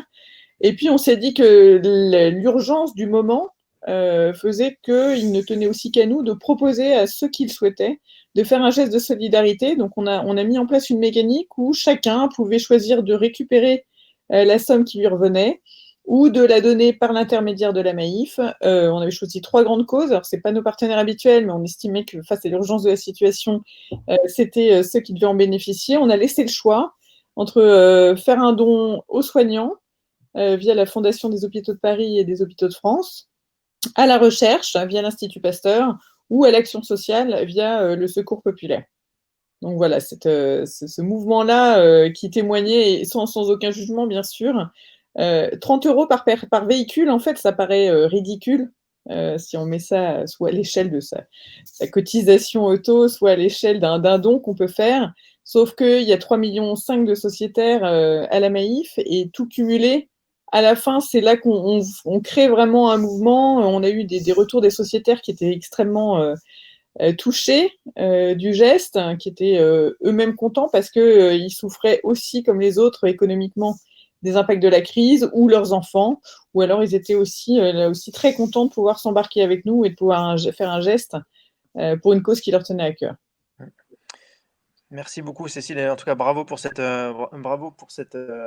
décision. Est-ce que ça a fait des émules, ça, dans le milieu des assurances, ou ça reste un cas isolé de cette décision de la Maïf? C'est vrai que c'était une décision qu'on a prise. Notre cœur de métier, nous, c'est l'assurance auto. Donc, en fait, on a cherché à agir aussi là où, finalement, au cœur de notre activité. C'est un peu le sens de ce qu'on essaie de faire, c'est-à-dire de prendre toutes nos activités et de faire en sorte qu'elles aient un impact positif. Donc, cette réflexion première, elle est moins tant assurantielle d'un point de vue catégorie, secteur, etc. Elle est vraiment intrinsèque à la manière dont on conçoit la manière d'exercer notre activité sur tous les pans, hein, que ce soit, j'en sais rien, les labellisation de la cantine, du restaurant Maïf, en passant par nos actifs financiers, etc., etc. Si on l'étend à comment on peut réagir en venant en soutien de notre première communauté, nos sociétaires, et plus largement des grandes causes qui nous tiennent à cœur, finalement, ça va être par le biais de l'assurance auto. En ce moment, il y a énormément de débats, hein, sur le rôle des assureurs au sein de la crise, notamment tous ceux qui ont été, on va dire, impactés dont les clients étaient impactés par les pertes d'exploitation, ce qui n'est pas notre cas. Et effectivement, cet appel, en tout cas, à se mobiliser et à aller faire quelque chose. Nous, on a prolongé aussi cet effort-là, parce qu'on nous a interrogés sur ce deuxième confinement, qui n'a rien à voir avec le premier, puisqu'il y a énormément de déplacements en tout genre. C'est vrai que nous, on a décidé de prolonger cet effort en gelant tous nos tarifs auto pour 2021, en se disant que la crise, au moment où on a pris la décision, on se disait que la crise n'allait pas s'arrêter dans les 2 mois qui allaient suivre, et on imagine qu'elle va encore avoir des répercussions sur 2021, malheureusement. Du coup, on s'est dit qu'on allait aussi prolonger cet effort de solidarité dans le temps, en espérant évidemment que la situation se rétablisse l'année prochaine et que vous n'ayez pas à refaire une catégorie spéciale pour ce genre de prix. Merci beaucoup, Cécile. C'est une histoire assez édifiante et assez intéressante. Et c'est vrai qu'on aimerait voir plus de grandes entreprises comme ça prendre des décisions aussi importantes dans des situations de crise. La deuxième situation dont on va parler, la deuxième décision, pardon, dont on va parler, elle est, je crois, un petit peu plus connue. Ça a fait un peu plus la une des journaux à l'époque. C'est la décision de Decathlon de revaloriser son fameux masque de plongée intégral. Donc, on a la chance d'avoir Philippe Dourcy avec nous. Philippe est directeur des relations institutionnelles de Decathlon. Pour resituer un petit peu ça, pour ceux qui n'ont ni Internet ni la télé, mais je pense que tout le monde a entendu parler de cette histoire. Il y a 6 ans, Decathlon avait déjà créé l'événement en lançant un masque de plongée intégral qui s'appelle le Easy Breathe. Là, c'est un espèce de machin transparent avec un tuyau au-dessus de la tête qui permet de faire de la plongée avec une vue plus large et une facilité de respiration sous l'eau. Et au début du confinement, il y a eu des expériences. Alors, je sais pas, vous allez nous raconter comment tout ça a commencé, qui montrait que ce masque pouvait être réutilisé pour pallier le manque de respirateurs artificiels. Et le 31 mars, Decathlon a décidé de retirer ce masque de la vente pour réorienter toute la chaîne de production vers cette situation de crise. Philippe? Très bien, merci pour l'invitation. Bonsoir à tous. Effectivement, c'est une histoire incroyable que nous avons vécue au printemps de 2020. On ne pensait pas que ce produit emblématique développé par nos équipes de recherche et développement, le masque Easy Breath, qui a été mis sur le marché en 2014, allait connaître une histoire incroyable et surtout venir en aide aux soignants et aux malades. Alors, le point de départ de cette aventure commence en Italie, dans la province de Brescia, pour être précis. C'est un ancien médecin italien qui constate effectivement, comme dans tous les pays en Europe, une forte pénurie de masques et des besoins importants dans les hôpitaux, qui a l'idée, lui-même a acheté un masque Easy Breath pour faire de la randonnée aquatique, puisque c'est un masque qu'on appelle, nous, dans notre jargon, le snorkeling. Et il a acheté ce masque-là pour pratiquer le snorkeling en Italie. Et face aux besoins énormes en termes de protection, il a l'idée donc d'adapter une petite pièce en plastique sur le masque, donc à la place du tuba. Il enlève le tuba, il dispose cette petite pièce en plastique qui permet de filtrer l'air. Donc les premiers tests sont assez concluants. Ils se rapprochent d'une start-up italienne et ils font des essais, et ces essais sont concluants. Et donc il arrive très vite à la conclusion que c'est un excellent moyen de protéger les soignants, parce que ce masque est parfaitement hermétique, mais cette petite pièce raccordée à un filtre ou à un respirateur permet d'aider concrètement et de manière très simple les soignants et les malades italiens. Donc ça, c'est le point de départ de cette aventure incroyable. Elle est de l'autre côté des Alpes, en Italie. Le médecin se rapproche de nos équipes en Italie, Decathlon Italie, leur fait part de sa découverte en quelque sorte, et nos équipes spontanément décident aussi d'aider les hôpitaux italiens en offrant plus de 1000 masques Isores. Très vite, ce qui se passe en Italie franchit la frontière, et les médias français commencent à nous expliquer que voilà, ça fonctionne en Italie, qu'il y a des besoins en France. Dans le même temps, nous sommes contactés par des hôpitaux, par des cliniques, par des infirmiers libéraux, par des EHPAD, qui nous disent, écoutez, on est tellement démunis face à les situations de crise que l'on connaît. C'est vrai que quand on se souvient de la situation au mois de mars, c'est une situation catastrophique dans les hôpitaux, on est prêt à utiliser vos masques, bien sûr en adaptant ces masques avec cette petite pièce qui va nous permettre donc d'adapter soit un filtre, soit un respirateur. Et très vite, face aux demandes qui arrivent chez nous par centaines chaque jour, on décide donc de s'emparer du problème dans des circonstances qui ne sont pas simples pour nous en termes d'action, puisque n'oublions pas que tous nos magasins sont fermés, qu'il nous reste 3 entrepôts en activité sur 12 pour répondre aux actions, aux besoins du e-commerce. Et donc, par solidarité, très vite, on décide d'offrir 30 000 masques aux soignants. Et pour éviter justement parce que ça arrive aussi, il y a des belles initiatives en situation de crise, mais il y a aussi des personnes qui peuvent profiter de la pénurie. Pour éviter justement toute forme de spéculation, on décide de bloquer, de stopper la vente de nos masques Easybress sur notre site de e-commerce decathlon.fr. Donc, on met à disposition uniquement du personnel soignant en France 30 000 masques qui sont prélevés directement de notre stock pour leur offrir. Et donc, c'est tout de suite, j'allais dire, un succès important. De nombreux hôpitaux nous sollicitent, des cliniques, des infirmiers libéraux, des aides-soignants, des infirmiers dans les EHPAD, etc. Et très vite, donc, cette initiative que l'on a prise, sans chercher, je dirais, une récupération quelconque, parce que nous, on répondait simplement à un besoin légitime, et par solidarité, c'était notre devoir de venir en aide à ceux qui en avaient besoin. Et donc, cette initiative est très vite saluée par tout le monde. Elle devient un peu emblématique aussi des actions que les entreprises peuvent mener dans ce genre de circonstances.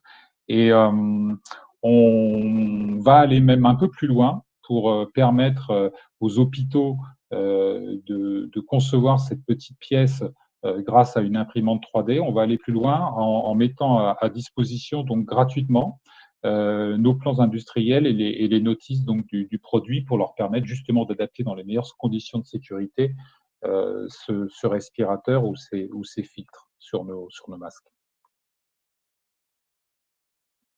Pardon, excusez-moi. Ça c'est effectivement assez notable, hein. C'est que vous êtes allé jusqu'à dépasser le principe de mettre presque en péril votre propriété intellectuelle sur un produit extrêmement propriétaire. Encore une fois, c'était une innovation très très forte, disruptive quand c'est sorti il y a 5-6 ans. Mm. Et là, pour pouvoir aider et contribuer, vous avez offert vos plans, quoi. Oui, tout à fait. Et en fait, il n'y a pas eu de débat en interne. On a pris la décision en quelques heures. On s'est dit que c'était notre rôle, que la solidarité, ça doit s'exprimer aussi dans des circonstances exceptionnelles. Et dans les circonstances exceptionnelles telles qu'on a pu les connaître, il faut aussi qu'on fasse preuve d'agilité, d'innovation et qu'on soit capable aussi de tendre la main. Et on l'a fait volontiers, donc en mettant à disposition nos plans pour permettre justement aux hôpitaux de pouvoir utiliser ces masques dans les meilleures conditions. Alors, on a aussi communiqué en direction des particuliers, puisqu'on avait beaucoup de demandes de particuliers qui possédaient des masques EasyBreath et qui voulaient l'utiliser à des fins, je dirais, domestiques. Et ça, on l'a déconseillé parce qu'on ne voulait pas non plus que ce produit soit détourné. Et surtout que l'adaptation de ces pièces ne répond pas à toutes les conditions de sécurité voulues. Donc, on a été aussi très attentif à ça en communiquant sur le fait que cette utilisation devait être faite dans un cadre bien précis par des professionnels. Et nous, on a accompagné les hôpitaux quand ils avaient des difficultés. Ils ont échangé avec nos ingénieurs qui se sont mis facilement à leur disposition pour leur apporter des conseils techniques et les aider justement à améliorer en quelque sorte ce masque à des fins sanitaires. Merci beaucoup Philippe. En tout cas, c'est une histoire assez incroyable et bravo pour cette initiative et bravo pour ce prix. On va terminer la soirée avec une autre histoire, un autre projet et pas le moins intéressant et pas le moins actuel. Vous le savez, cette fin d'année 2020, une des nombreuses polémiques, hein, c'est avec le deuxième confinement, c'est la fermeture des commerces non essentiels et le fait que ça risque de favoriser certains mastodontes du e-commerce qu'on ne va pas citer. Le dernier de nos invités et lauréat ce soir est Jonathan Chelet, cofondateur de Petit Commerce. Petit Commerce, c'est un projet qui ne date pas de 2020, c'est un projet qui, si je ne me trompe pas, a commencé en 2017, mais qui du coup a pris un sens encore plus fort cette année avec la situation actuelle et l'interdiction des petits commerces d'exercer leur travail et de vendre leurs produits. Jonathan, est-ce que vous pouvez nous raconter un petit peu votre projet depuis le début et puis ce qui s'est passé en 2020 avec ce contexte un peu particulier? Oui, bien sûr. Bonsoir à tous. Merci pour votre invitation. Un grand merci aussi pour ce prix qui récompense vraiment tout le travail que toute l'équipe de Petit Commerce a effectué là, ces derniers mois. Je suis pas tout seul. On a été assez nombreux à travailler sur le projet et je voudrais vraiment les remercier et votre récompense les touche aussi. Donc, un grand merci pour ça.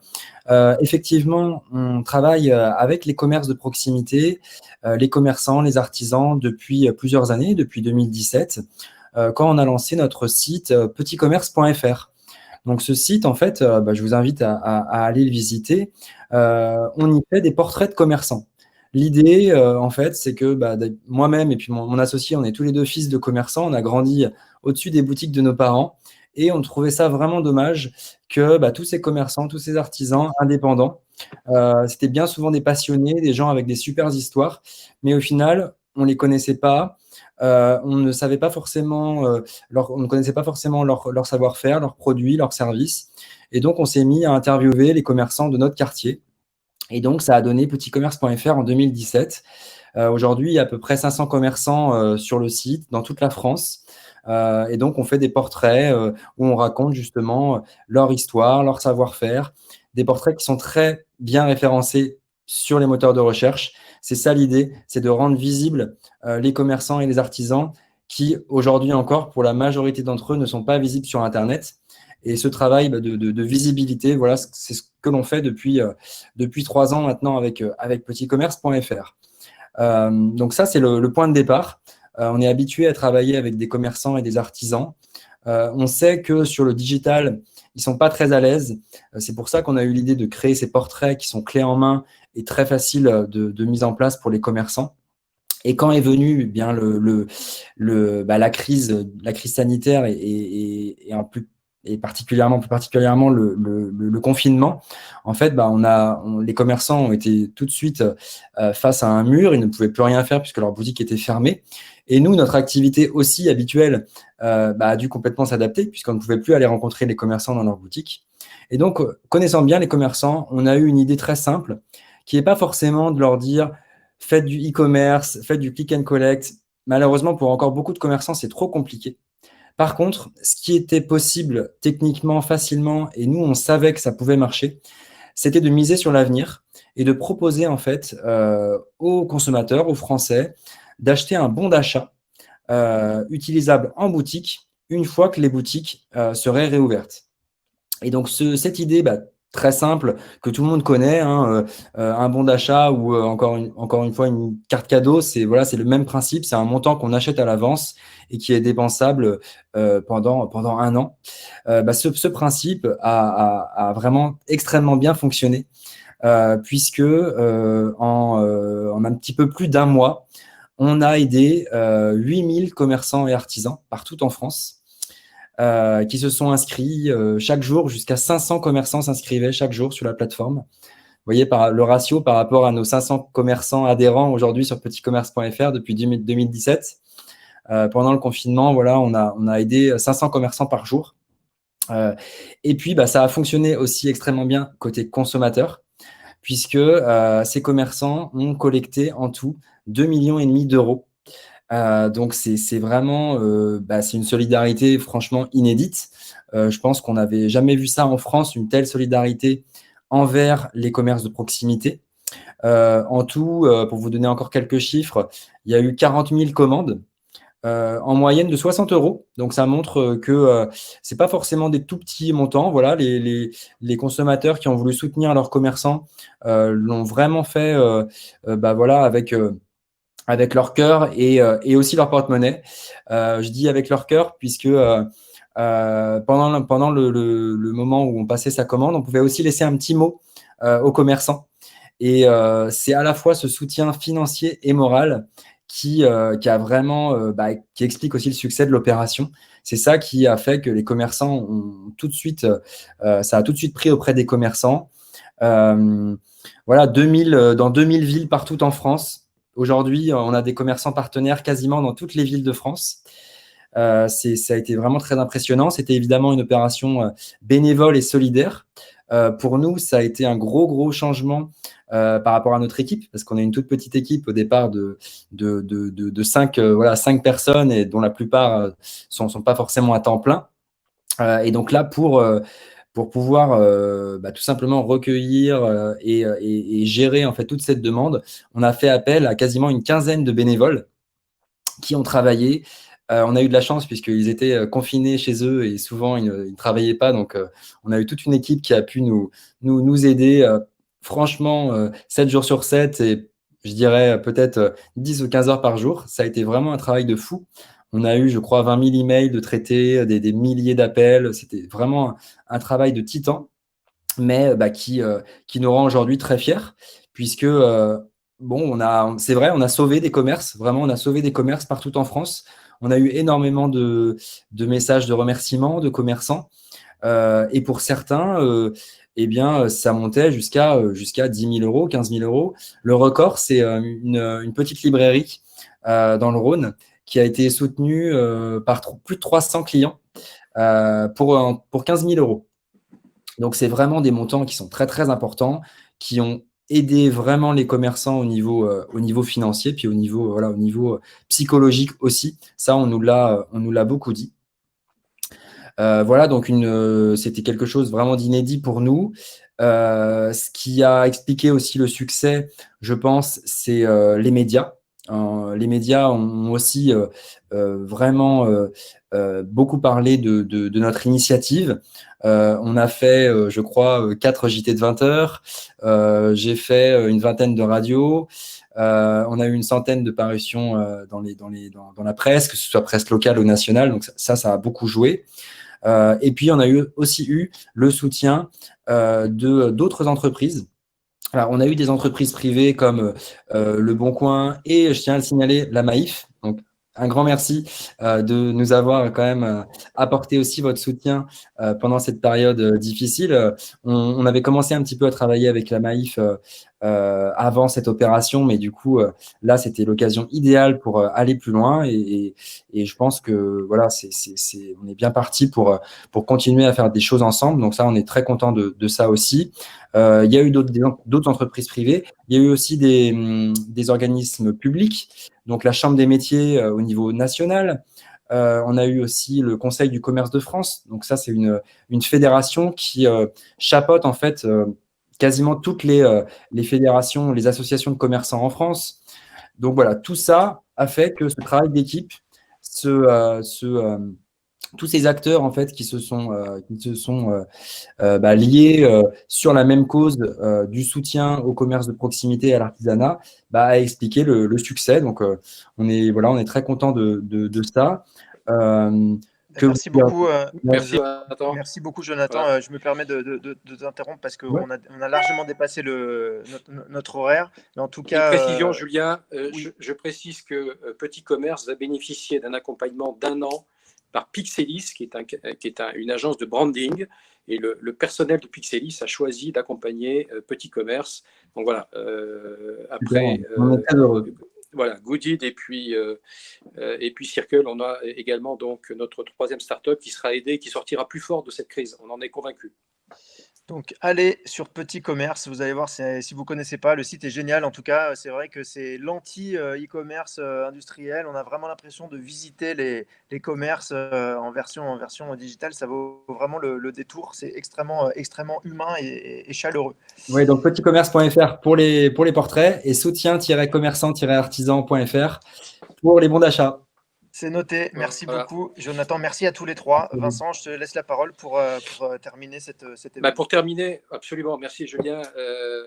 Donc pour terminer, rappeler, donc effectivement remercier sur la slide suivante nos partenaires, notre sponsor de groupe Petercam, les 3 partenaires d'accompagnement que je viens de citer à l'instant, donc Dalverni, la Nef et Pixelis, qui aideront nos startups et tous nos partenaires depuis le début de cette année pour l'appel à projet.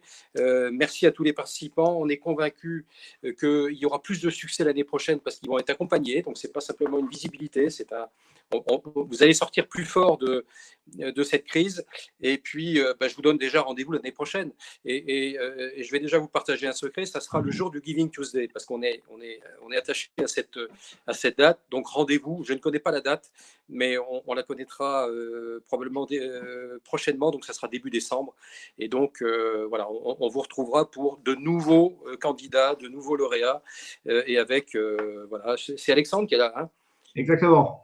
Voilà, et Petercam qu'on remercie, qui nous accompagne et qui permet effectivement à tout ça de se mettre en place. C'est beaucoup de travail, c'est beaucoup de go-between, comme on dit mal en anglais, enfin en français. C'est beaucoup de coups de fil pour rassembler effectivement voilà, nos accompagnants, nos startups, mais on est fiers de voir que voilà, ils y trouveront des ressources. Merci à tous, merci de nous avoir écoutés jusqu'à cette heure avancée. Malheureusement, il n'y a pas de petit cocktail là pour se retrouver autour d'un verre. L'année prochaine, on espère. Hein. L'année prochaine. Voilà. En présentiel et avec un verre à la main, effectivement. Bonne soirée à tous et merci de votre attention. Merci à tous, à bientôt.